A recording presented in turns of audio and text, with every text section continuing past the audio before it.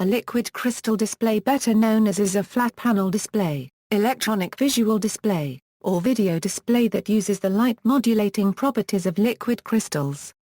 Liquid crystals do not emit light directly. LCDs are available to display arbitrary images or fixed images which can be displayed or hidden, such as preset words, digits, and 7-segment displays as in a digital clock. They use the same basic technology, except that arbitrary images are made up of a large number of small pixels, while other displays have larger elements. LCDs are used in a wide range of applications including computer monitors, televisions, instrument panels, aircraft cockpit displays, and signage. They are common in consumer devices such as video players, gaming devices, clocks, watches, calculators, and telephones, and have replaced cathode ray tube displays in most applications. They are available in a wider range of screen sizes than CRT and plasma displays, and since they do not use phosphors, they do not suffer image burn-in. LCDs are, however, susceptible to image persistence. The LCD screen is more energy efficient and can be disposed of more safely than a CRT. Its low electrical power consumption enables it to be used in battery-powered electronic equipment. It is an electronically modulated optical device made up of any number of segments filled with liquid crystals and arrayed in front of a light source or reflector to produce images in color or monochrome. Liquid crystals were first discovered in 1888. By 2008, annual sales of televisions with LCD screens exceeded sales of CRT units worldwide, and the CRT became obsolete for most purposes. Overview: each pixel of an LCD typically consists of a layer of the molecules aligned between two transparent electrodes, and two polarizing filters, the axes of transmission of which are perpendicular to each other. Without the liquid crystal between the polarizing filters, light passing through the first filter would be blocked by the second polarizer. Before an electric field is applied, the orientation of the liquid crystal molecules is determined by the alignment of the surfaces of electrodes. In a twisted nematic device, the surface alignment directions at the two electrodes are perpendicular to each other, and so the molecules arrange themselves in a helical structure, or twist. This induces the rotation of the polarization of the incident light, and the device appears gray. If the applied voltage is large enough, the liquid crystal molecules in the center of the layer are almost completely untwisted and the polarization of the incident light is not rotated as it passes through the liquid crystal layer. This light will then be mainly polarized perpendicular to the second filter, and thus be blocked and the pixel will appear black. By controlling the voltage applied across the liquid crystal layer in each pixel, light can be allowed to pass through in varying amounts, thus constituting different levels of gray. The optical effect of a twisted nematic device in the voltage on state is far less dependent on variations in the device thickness than that in the voltage off state. Because of this, these devices are usually operated between crossed polarizers such that they appear bright with no voltage. These devices can also be operated between parallel polarizers, in which case the bright and dark states are reversed. The voltage off dark state in this configuration appears blotchy, however, because of the small variations of thickness across the device. Both the liquid crystal material and the alignment layer material contain ionic compounds. If an electric field of one particular polarity is applied for a long period of time, this ionic material is attracted to the surfaces and degrades the device performance. This is avoided either by applying an alternating current or by reversing the polarity of the electric field as the device is addressed. Displays for a small number of individual digits and/or fixed symbols can be implemented with independent electrodes for each segment. In contrast, full alphanumeric and/or variable graphics displays are usually implemented with pixels arranged as a matrix consisting of electrically connected rows on one side of the LC layer and columns on the other side, which makes it possible to address each pixel at the intersections. The general method of matrix addressing consists of sequentially addressing one side of the matrix, for example by selecting the rows one by one and applying the picture information on the other side at the columns row by row. For details on the various matrix addressing schemes, see passive matrix and active matrix addressed LCDs. History: In 1888, Friedrich Reinitzer discovered the liquid crystalline nature of cholesterol extracted from carrots and published his findings at a meeting of the Vienna Chemical Society on May 3, 1888. 9, 421 Euro 441. In 1904, Otto Lehmann published his work Flar 1/4 Seigekristall. In 1911, Charles Morquin first experimented with liquid crystals confined between plates in thin layers. In 1922, Georges Friedel described the structure and properties of liquid crystals and classified them in three types. In 1927, Vsevolod Frederiks devised the electrically switched light valve, called the Fra copyrighted Derrick's transition, the essential effect of all LCD technology. In 1936, the Marconi Wireless Telegraph Company patented the first practical application of the technology, the liquid crystal light valve. In 1962, the first major English-language publication on the subject Molecular Structure and Properties of Liquid Crystals, by Dr. George W. Gray. In 1962, Richard Williams of RCA found that liquid crystals had some interesting electro-optic characteristics and he realized an electro-optical effect by generating stripe patterns in a thin layer of liquid crystal material by the application of a voltage. This effect is based on an electrohydrodynamic instability forming what are now called Williams domains inside the liquid crystal. In 1964, George H. Eilmeyer, then working at the RCA laboratories on the effect discovered by Williams, achieved the switching of colors by field-induced realignment of dichroic dyes in a homeotropically oriented liquid crystal. Practical problems with this new electro-optical effect made Eilmeyer continue to work on scattering effects in liquid crystals and finally the achievement of the first operational liquid crystal display based on what he called the dynamic scattering mode. Application of a voltage to a DSM display switches the initially clear transparent liquid crystal layer into a milky turbid state. DSM displays could be operated in transmissive and in reflective mode but they required a considerable current to flow for their operation. George H. Eilmeyer was inducted in the National Inventors Hall of Fame and credited with the invention of LCDs. Eilmeyer's work is an IEEE milestone. In the late 1960s, pioneering work on liquid crystals was undertaken by the UK's Royal Radar establishment at Malvern, England. The team at RRE supported ongoing work by George William Gray and his team at the University of Hull who ultimately discovered the cyanobiphenol liquid crystals, which had correct stability and temperature properties for application in LCDs. On December 4, 1970, the twisted nematic field effect in liquid crystals was filed for patent by Hoffmann La Roche in Switzerland, with Wolfgang Helfrich and Martin Schardt listed as inventors. Hoffmann La Roche then licensed the invention to the Swiss manufacturer Braun, Bavarian C who produced displays for wristwatches during the 1970s and also to Japanese electronics industry, which soon produced the first digital quartz wristwatches with TN-LCDs and numerous other products.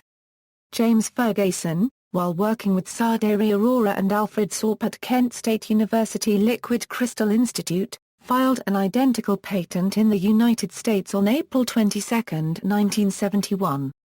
In 1971 the company of Ferguson Ilexco produced the first LCDs based on the TN effect, which soon superseded the poor quality DSM types due to improvements of lower operating voltages and lower power consumption. In 1972, the first active matrix liquid crystal display panel was produced in the United States by T. Peter Brody's team at Westinghouse, in Pittsburgh, Pennsylvania. In 1983, researchers at Braun, Bavarian C, Switzerland, invented the super-twisted nematic structure for passive matrix-addressed LCDs. H. Amthus al. were listed as inventors in the corresponding patent applications filed in Switzerland on July 7, 1983, and October 28, 1983. Patents were granted in Switzerland CH 665,491, Europe EPO 131216, US Patent 4,634,229 and many more countries. In 1990, under different titles inventors conceived electro-optical effects as alternatives to twisted nematic field effect LCDs. One approach was to use interdigital electrodes on one glass substrate only to produce an electric field essentially parallel to the glass substrates. To take full advantage of the properties of this in-plane switching technology, further work was needed. After thorough analysis, details of advantageous embodiments are filed in Germany by Guenther-Bauer et al. And patented in various countries. The Fraunhofer Institute in Freiburg, where the inventors worked, assigns these patents to Merck KA, Darmstadt, a supplier of LC substances. In 1992, shortly thereafter, engineers at Hitachi work out various practical details of the IPS technology to interconnect the thin film transistor array as a matrix and to avoid undesirable stray fields in between pixels. Hitachi also improves the viewing angle dependence further by optimizing the shape of the electrodes. NEC and Hitachi become early manufacturers of active matrix-addressed LCDs based on the IPS technology. This is a milestone for implementing large-screen LCDs having acceptable visual performance for flat-panel computer monitors and television screens. In 1996, Samsung developed the optical patterning technique that enables multi-domain LCD. Multi-domain and in-plane switching subsequently remain the dominant LCD designs through 2010. In the fourth quarter of 2007, LCD televisions surpassed CRTs in worldwide sales for the first time. LCD TVs was projected to account 50% of the 200 million TVs to be shipped globally in 2008, according to Display Bank. In October 2011, Toshiba announced 2560AA, a 1600 pixels on and 6.1-inch LCD panel, suitable for use in a tablet computer, especially for Chinese character display. The origins and the complex history of liquid crystal displays from the perspective of an insider during the early days were described by Joseph A. Castellano in Liquid Gold, The Story of Liquid Crystal Displays and the Creation of an Industry. Another report on the origins and history of LCD from a different perspective until 1991 has been published by Hiroshi Kawamoto, available at the IEEE History Center. A description of Swiss contributions to LCD developments, written by Peter J. Wild, can be looked up as IEEE first-hand history. Illumination. Since LCD panels produce no light of their own, they require external light to produce a visible image. In a transmissive type of LCD, this light is provided at the back of the glass stack, and is called the backlight. While passive matrix displays are usually not backlit, active matrix displays almost always are.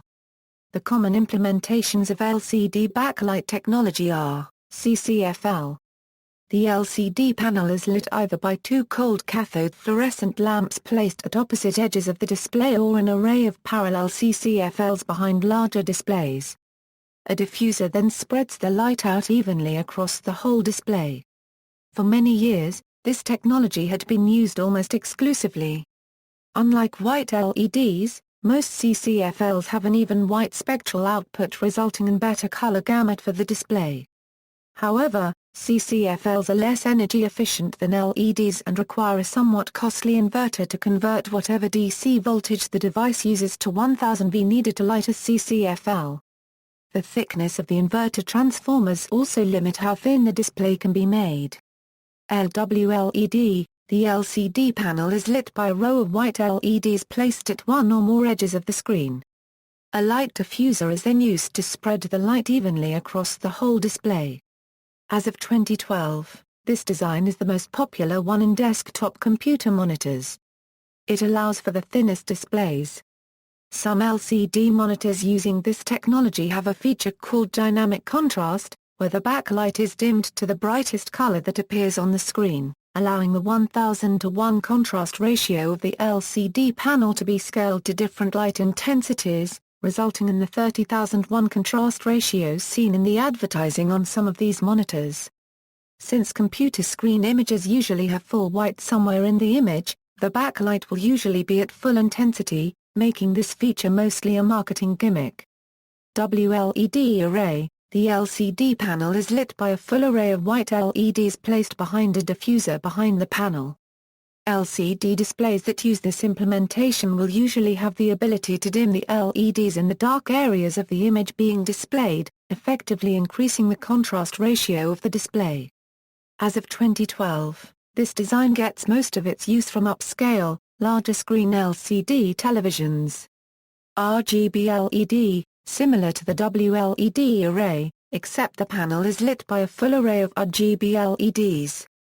While displays lit with white LEDs usually have a poorer color gamut than CCFL-lit displays, panels lit with RGB LEDs have very wide color gamuts.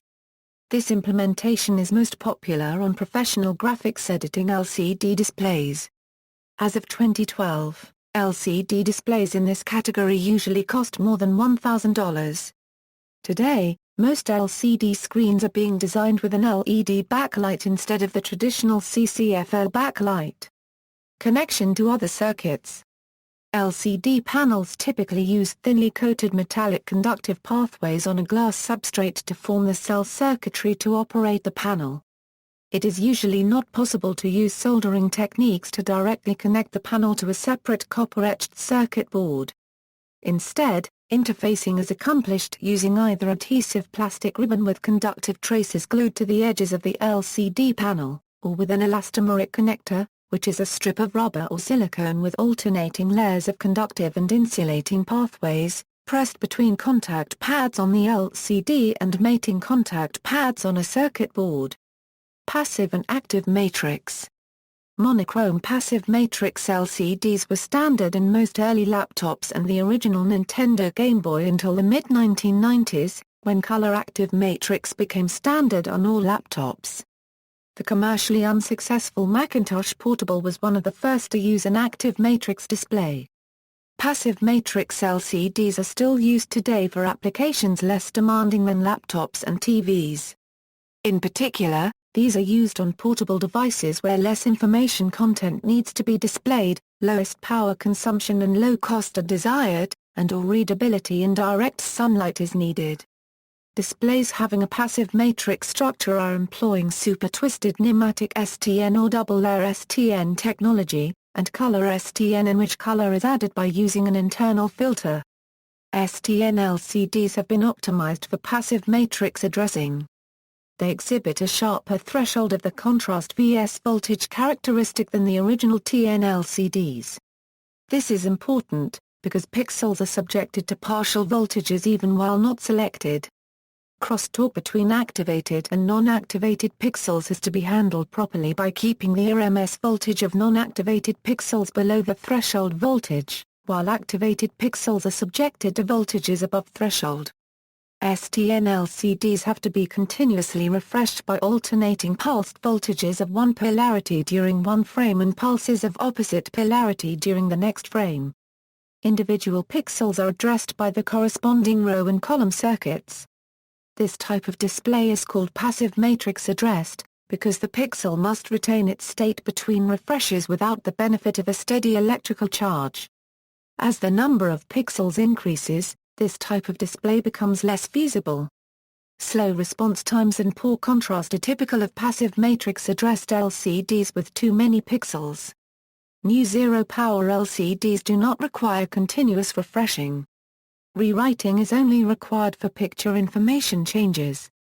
Potentially, passive matrix addressing can be used with these new devices, if the right erase characteristics are suitable. High-resolution color displays, such as modern LCD computer monitors and televisions, use an active matrix structure. A matrix of thin film transistors is added to the electrodes in contact with the LC layer. Each pixel has its own dedicated transistor, allowing each column line to access one pixel. When a row line is selected, all of the column lines are connected to a row of pixels and voltages corresponding to the picture information are driven onto all of the column lines. The row line is then deactivated and the next row line is selected. All of the row lines are selected in sequence during a refresh operation. Active matrix addressed displays look brighter and sharper than passive matrix addressed displays of the same size, and generally have quicker response times, producing much better images. Active matrix technologies. Twisted nematic. Twisted nematic displays contain liquid crystals that twist and untwist at varying degrees to allow light to pass through. When no voltage is applied to a TN liquid crystal cell, polarized light passes through the 90 degrees twisted LC layer. In proportion to the voltage applied, the liquid crystals untwist, changing the polarization and blocking the light's path. By properly adjusting the level of the voltage, almost any gray level or transmission can be achieved. In-plane switching is an LCD technology that aligns the liquid crystals in a plane parallel to the glass substrates. In this method, the electrical field is applied through opposite electrodes on the same glass substrate, so that the liquid crystals can be reoriented essentially in the same plane, although fringe fields inhibit a homogeneous reorientation. This requires 2 transistors for each pixel instead of the single transistor needed for a standard thin-film transistor display. Before LG Enhanced IPS was introduced in 2009, the additional transistors resulted in blocking more transmission area, thus requiring a brighter backlight and consuming more power, making this type of display less desirable for notebook computers. Currently Panasonic is using an enhanced version EIPS for their large-size LCD TV products, as well as Hewlett-Packard in its WebOS-based touchpad tablet and their Chromebook 11. IPS LCD versus AMOLED. LG claimed the smartphone LG Optimus Black has the brightness up to 700 nits, while the competitor has only IPS LCD with 518 nits and double an active matrix OLED display with 305 nits. LG also claimed the Nova display to be 50% more efficient than regular LCDs and to consume only 50% of the power of AMOLED displays when producing white on screen. When it comes to contrast ratio, AMOLED display still performs best due to its underlying technology, where the black levels are displayed as pitch black or not as dark gray. On August 24, 2011, Nokia announced the Nokia 701 and also made the claim of the world's brightest display at 1000 nits. The screen also had Nokia's clear black layer, improving the contrast ratio and bringing it closer to that of the AMOLED screens. Super in-plane switching. Super IPS was later introduced after in-plane switching with even better response times and color reproduction. Advanced fringe field switching, known as fringe field switching until 2003, advanced fringe field switching is similar to IPS or SIPS, offering superior performance and color gamut with high luminosity. AFFS was developed by Hydus Technologies Company, Limited, Korea. AFFS applied notebook applications minimize color distortion while maintaining a wider viewing angle for a professional display. Color shift and deviation caused by light leakage is corrected by optimizing the white gamut, which also enhances white-gray reproduction. In 2004, Hydus Technologies Company, Limited licensed AFFS to Japan's Hitachi Displays. Hitachi is using AFFS to manufacture high-end panels. In 2006, HYDIS licensed AFFS to Sanyo Epson Imaging Devices Corporation. Shortly thereafter, Hydus introduced a high transmittance evolution of the AFFS display, called HFFS. Hydus introduced AFFS Plus with improved outdoor readability in 2007. AFFS panels are mostly utilized in the cockpits of latest commercial aircraft displays. Vertical alignment displays are a form of LCDs in which the liquid crystals naturally align vertically to the glass substrates. When no voltage is applied, the liquid crystals remain perpendicular to the substrate, creating a black display between crossed polarizers. When voltage is applied, the liquid crystals shift to a tilted position, allowing light to pass through and create a grayscale display depending on the amount of tilt generated by the electric field. It has a deeper black background, a higher contrast ratio, a wider viewing angle, and better image quality at extreme temperatures over traditional twisted nematic displays.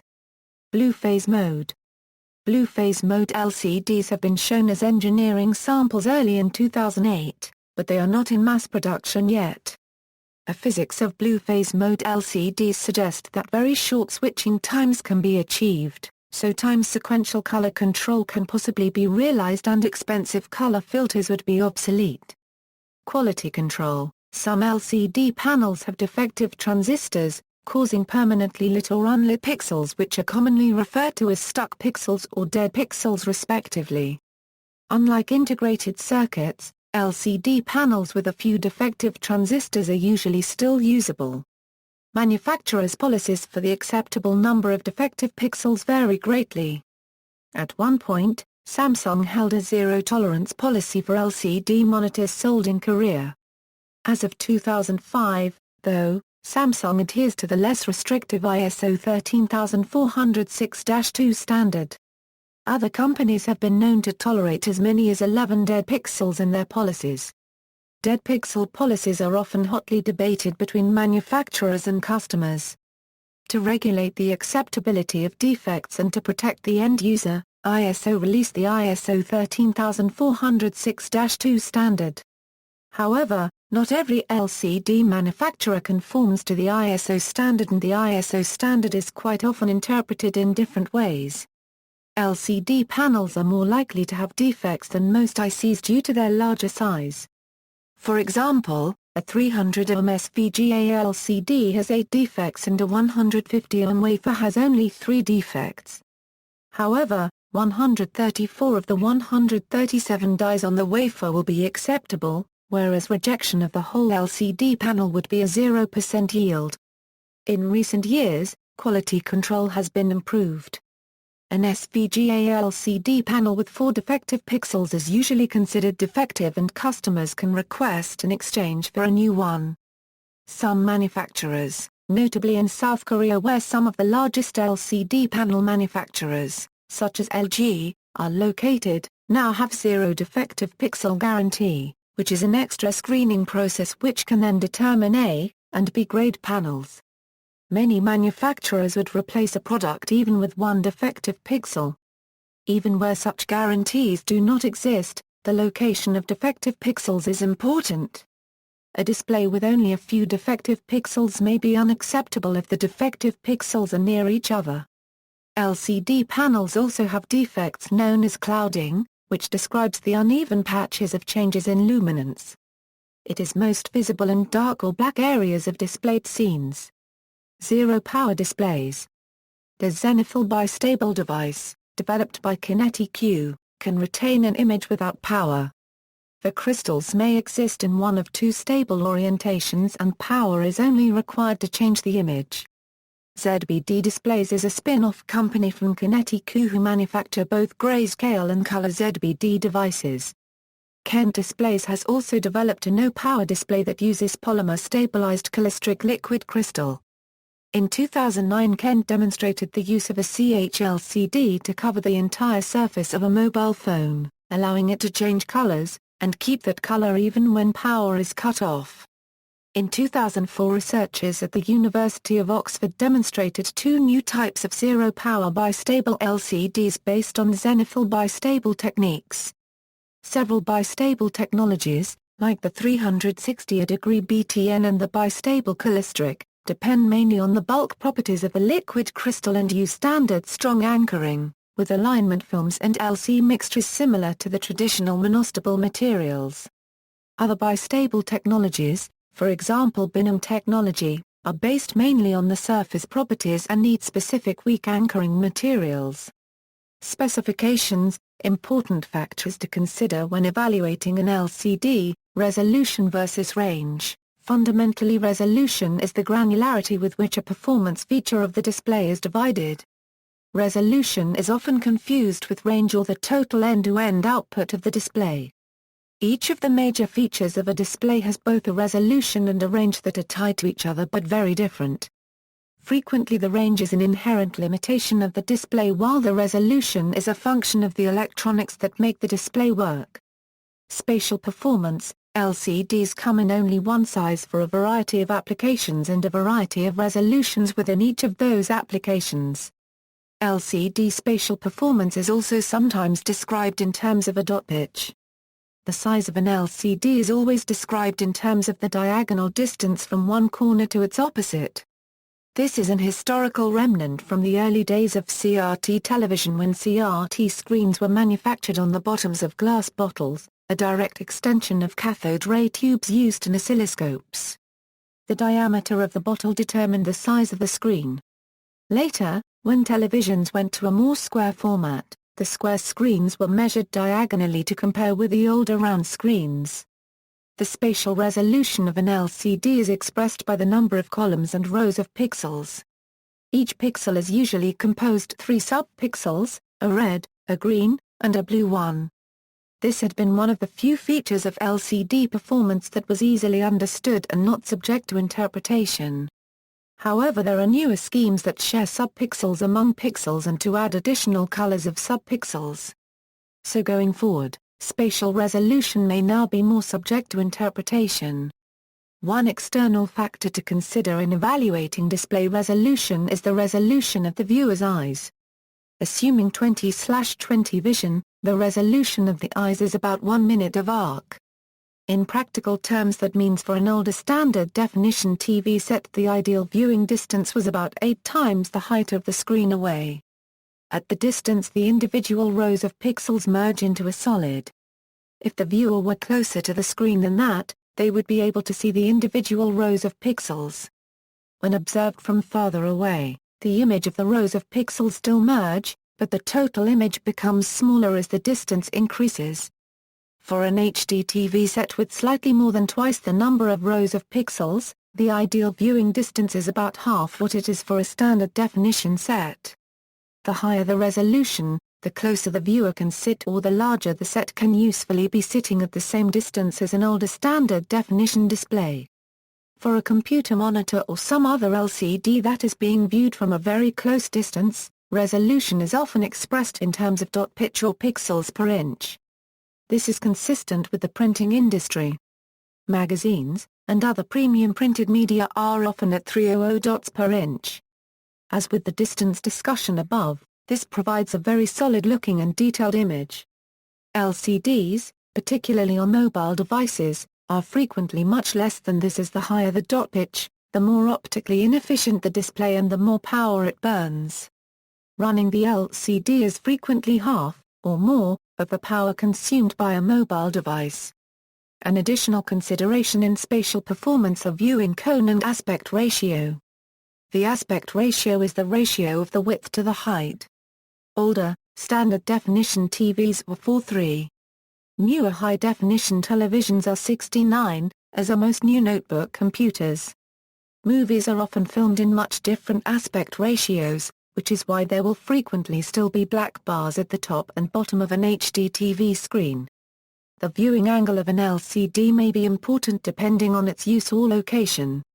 The viewing angle is usually measured as the angle where the contrast of the LCD falls below 10:1. At this point, the colors usually start to change and can even invert, red becoming green and so forth. Viewing angles for LCDs used to be very restrictive. However, improved optical films have been developed that give almost 180-degree viewing angles from left to right. Top-to-bottom viewing angles may still be restrictive, by design, as looking at an LCD from an extreme up or down angle is not a common usage model and these photons are wasted. Manufacturers commonly focus the light in a left or right plane to obtain a brighter image here.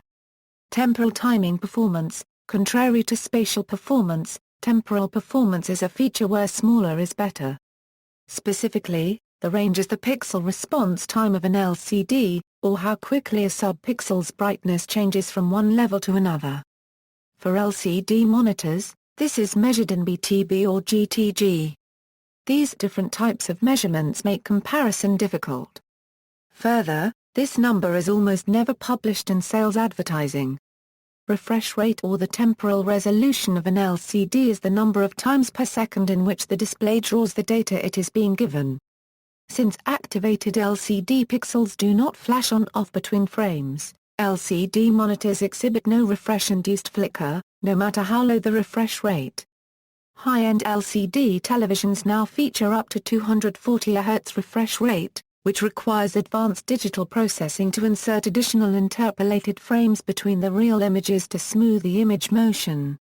However, such high refresh rates may not be actually supported by pixel response times, and the result can be visual artifacts that distort the image in unpleasant ways. Temporal performance can be further taxed if it is a 3D display. 3D displays work by showing a different series of images to each eye, alternating from eye to eye. Thus a 3D display must display twice as many images in the same period of time as a conventional display, and consequently the response time of the LCD is more important. 3D LCDs with marginal response times will exhibit image smearing. These artifacts are most noticeable in a person's black and white vision than in color vision. Thus they will be more likely to see flicker or any sort of temporal distortion in a display image by not looking directly at the display, because their eyes' rod cells are mostly grouped at the periphery of their vision. Color performance. There are many terms to describe color performance of an LCD. They include color gamut, which is the range of colors that can be displayed, and color depth, which is the color resolution or the resolution or fineness with which the color range is divided. Although color gamut can be expressed as three pairs of numbers, the XY coordinates within color space of the reddest red, greenest green, and bluest blue, it is usually expressed as a ratio of the total area within color space that a display can show relative to some standards, such as saying that a display was 120% of NTSC. NTSC is the National Television Standards Committee, the old standard definition TV specification. Color gamut is a relatively straightforward feature. However, with clever optical techniques that are based on the way humans see color, termed color stretch, colors can be shown that are outside of the nominal range of the display. In any case, color range is rarely discussed as a feature of the display, as LCDs are designed to match the color ranges of the content that they are intended to show. Having a color range that exceeds the content is a useless feature. Color depth or color support is sometimes expressed in bits, either as the number of bits per subpixel or the number of bits per pixel. This can be ambiguous, as an 8-bit color LCD can be 8 total bits spread between red, green, and blue, or 8 bits each for each color in a different display. Further, LCDs sometimes use a technique called dithering, which is time averaging colors to get intermediate colors, such as alternating between two different colors to get a color in between. This doubles the number of colors that can be displayed. However, this is done at the expense of the temporal performance of the display. Dithering is commonly used on computer displays where the images are mostly static and the temporal performance is unimportant. When color depth is reported as color support, it is usually stated in terms of number of colors the LCD can show. The number of colors is the translation from the base 2-bit numbers into common base 10. For example, 8-bit color is 2 to the 8th power, which is 256 colors. 24-bit color is 2 to the 24th power, or 256x256x256, a total of 16,777,216 colors.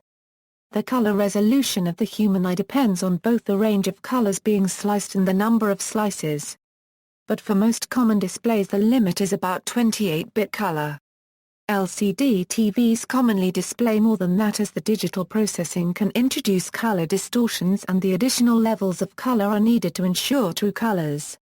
There are additional aspects to LCD color and color management, such as white point and gamma correction, which describe what color white is and how the other colors are displayed relative to white. LCD televisions also frequently have facial recognition software, which recognizes that an image on the screen is a face and both adjust the color and the focus differently from the rest of the image. These adjustments can have important effects on the consumer, but are not easily quantifiable. People like what they like and everyone does not like the same thing.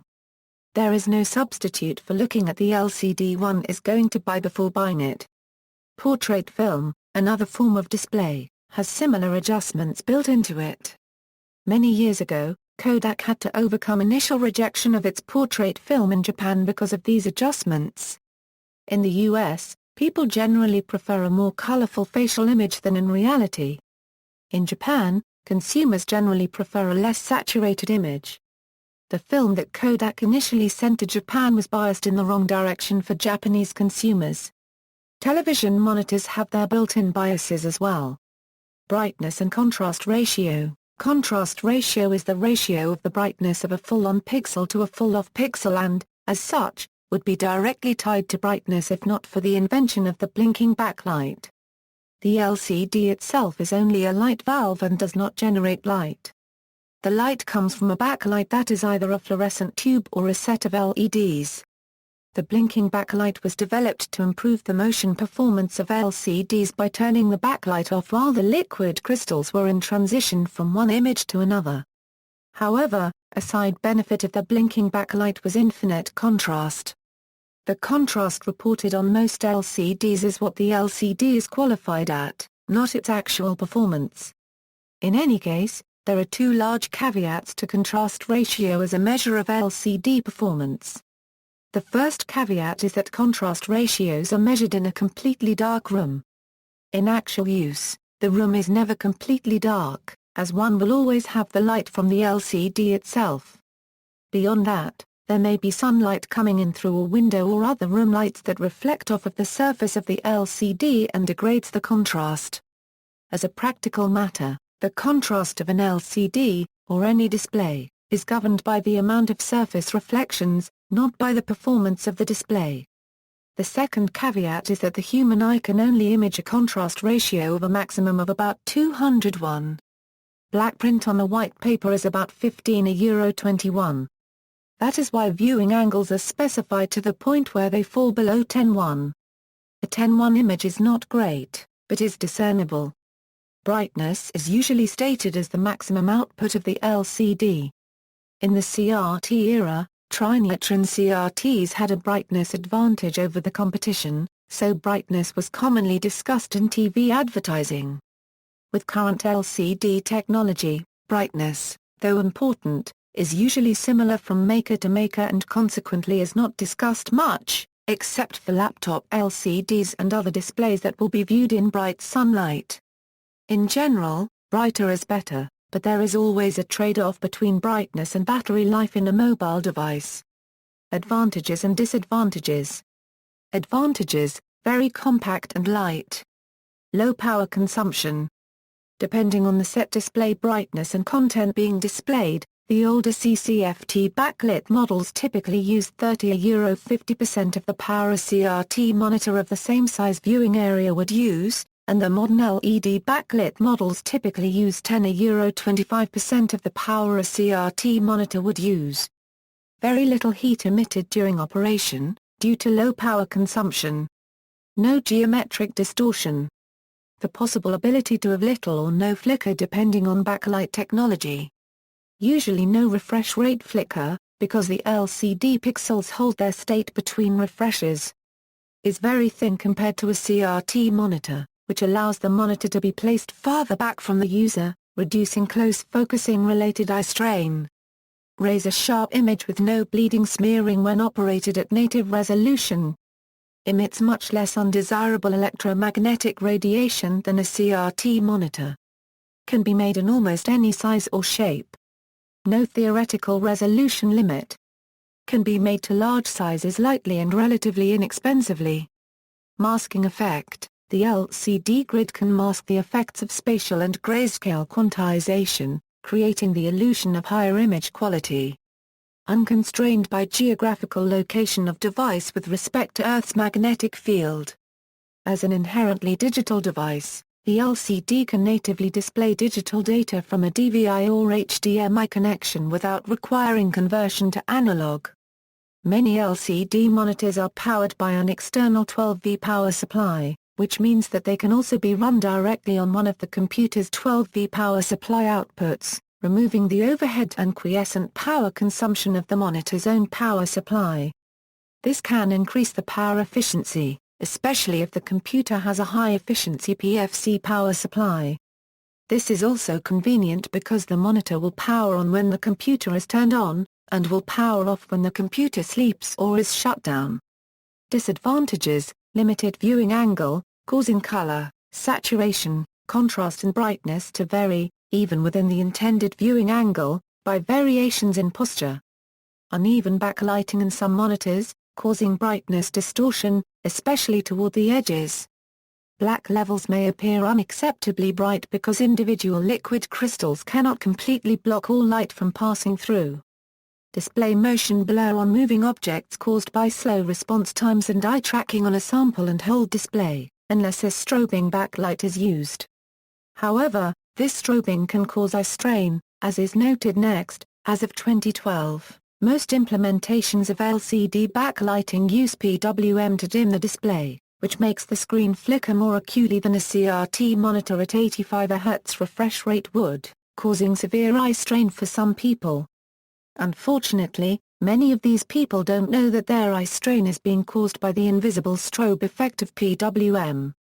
This problem is worse on many of the new LED backlit monitors, because the LEDs have a faster turn-on turn-off time than a CCFL lamp. Only one native resolution. Displaying any other resolution either requires a video scaler, causing blurriness and jagged edges, or running the display at native resolution using 1:1 pixel mapping, causing the image either not to fill the screen, or to run off the lower right edge of the screen. Fixed bit depth. Many cheaper LCDs are only able to display 262,000 colors. 8-bit SIPS panels can display 16 million colors and have significantly better black level, but are expensive and have slower response time. Low refresh rate. All but a few high-end monitors support no higher than 60 or 75 Hz. While this does not cause visible flicker due to the LCD panel's high internal refresh rate, the low input refresh rate still limits the maximum frame rate that can be displayed, negatively impacting gaming and 3D graphics. Input lag. Because the LCD's AD converter waits for each frame to be completely outputted before drawing it to the LCD panel. Many LCD monitors do post-processing before displaying the image in an attempt to compensate for poor color fidelity, which adds an additional lag. Further, a video scaler must be used when displaying non-native resolutions, which adds yet more lag. Scaling and post-processing are usually done in a single chip on modern monitors, but each function that chip performs adds some delay. Some displays have a gaming mode which disables all almost processing to reduce perceivable input lag. Dead or stuck pixels may occur during manufacturing or through use. Subject to burn-in effect. Although the cause differs from CRT and the effect may not be permanent, a static image can cause burn-in in a matter of hours. In a constant-on situation, thermalization may occur, in which part of the screen has overheated and looks discolored compared to the rest of the screen. Loss of brightness and much slower response times in low-temperature environments. In sub-zero environments, LCD screens may cease to function without the use of supplemental heating. Loss of contrast in high-temperature environments. Not usually designed to allow easy replacement of the backlight. Poor display in direct sunlight, often completely unviewable. Transflective LCDs provide a large improvement by reflecting natural light, but are dimmer when relying on the backlight, and so they have only been adopted for specific outdoor uses. Cannot be used with light guns pens. Hard to read when wearing polarized sunglasses. See also, LCD classification, LCD projector, list of liquid crystal display manufacturers, references.